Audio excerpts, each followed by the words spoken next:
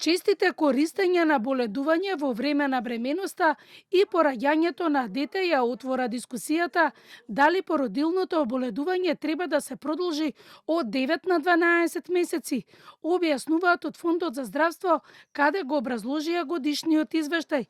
За минатата година исплатени се 4,44 милиарди денари за породилно боледување, за 12,4% повисоко, што е врз основа на зголемување на платите. Имаме чести пред и потоа боледувања, за мене и треба да се мислиме на промени во системот на породилните.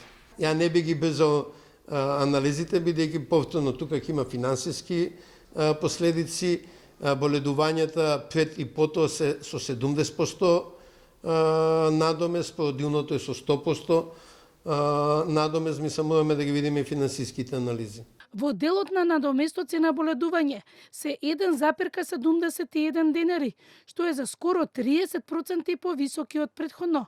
Клековски објасни дека се прават контроли, но ќе има и средба со работодавачите, Сдруженијата на пациенти и матичните доктори, со цел да се направи вистинска контрола во злоупотреба на боледувањата.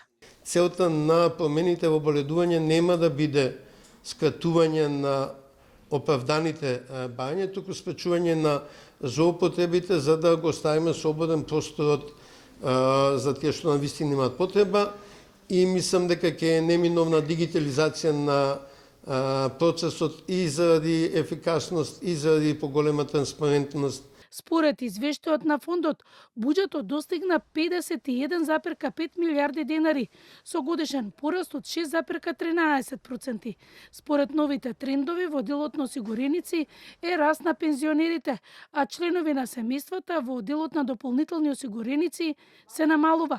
Како еден од позитивните примери се посочи зголемувањето на капитацијата на матичните доктори.